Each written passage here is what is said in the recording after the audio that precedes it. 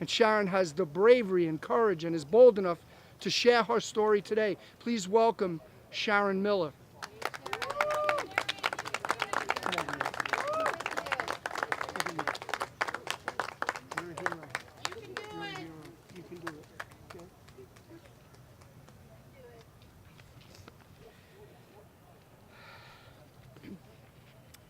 My name is Sharon Miller, and I'm a survivor.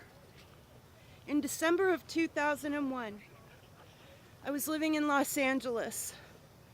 While I was waiting for a city bus to go Christmas shopping for my children, I was kidnapped at gunpoint, driven to another area of the city, where I was drugged and gang raped for 15 hours by a gang of illegal aliens. I was almost killed during this ordeal, and I'm blessed to have escaped alive. Unfortunately, my story is not rare. For example, in my home state now of Oregon, which is a sanctuary state and has been for 31 years. According to the Oregons for Immigration Reform, 1 in 15 prisoners incarcerated in Oregon are illegal aliens. 50% of those incarcerated are for sex crimes. Specifically, 172 are incarcerated for the crime of rape. That may not seem like many, but consider this, that at least 172 men, women, and children just in Oregon are suffering a lifetime of physical and emotional pain because of politics.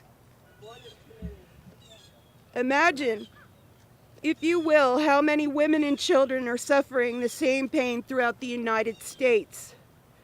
Note that I'm only talking about rape, and I should mention the far larger number of victims of assault, homicide, death of a loved one due to a violent crime by illegal aliens, both recently and historically. These victims, ordinary people like you and me, often not only have to suffer loss and abuse, but they face further verbal abuse, intimidation, and sometimes physical abuse when they simply try to prevent anyone else from suffering at the hands of these similar criminals by merely asking that existing immigration laws be enforced. So where does this hate come from? From groups like the Southern Poverty Law Center, who labels an organization a hate group for promoting common sense immigration enforcement and legislation. Groups like the Innovative Law Labs of Oregon, who offer pro bono attorneys for illegal aliens charged with crimes, while victims often get little to no support of any kind.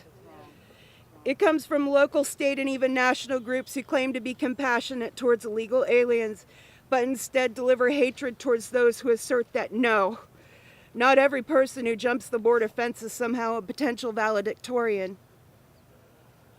Amen. Many also face a more subtle abuse, as my husband have through our church, who insist that illegal aliens are somehow all innocent and kindly souls, and that refusing to help them violate the law is somehow a sin. Worst of all, in Portland, Oregon, we have seen judges, the very people who are supposed to uphold the law, blatantly violate the law and let illegal aliens charged with serious crimes go.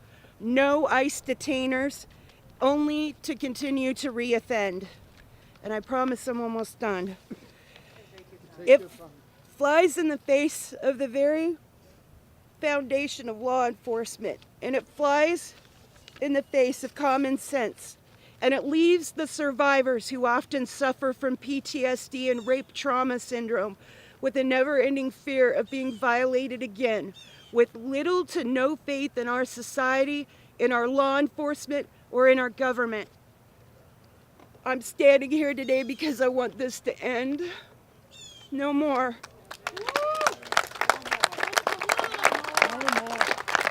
I don't want want to have to live with one eye over my shoulder when I walk down the street. I don't want anyone to have to suffer anything like I had to suffer. I just want our leaders to live up to their oaths of office and actually look out for citizens who place them in those positions.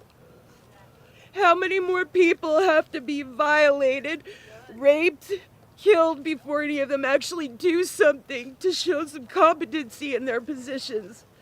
How many of them are willing to actually serve the citizens of this nation instead of putting their priority towards those of other nations?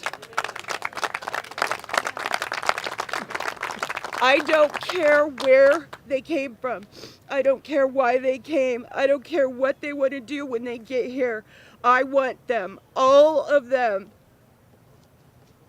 to live by the same laws that the rest of us do.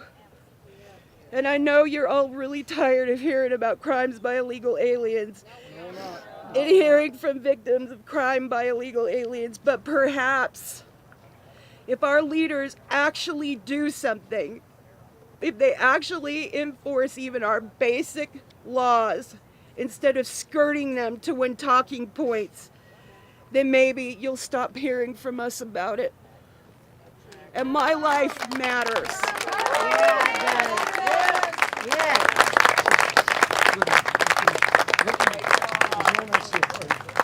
I wore camouflage uniforms and I ran in burning buildings for a living. You're far more brave than I can ever be. Thank you so much. Thank you so much. Thank you, Sharon. We love you.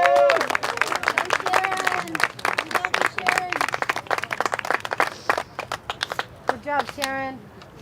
Those cameras that left made a big, big mistake. They made a big, big mistake.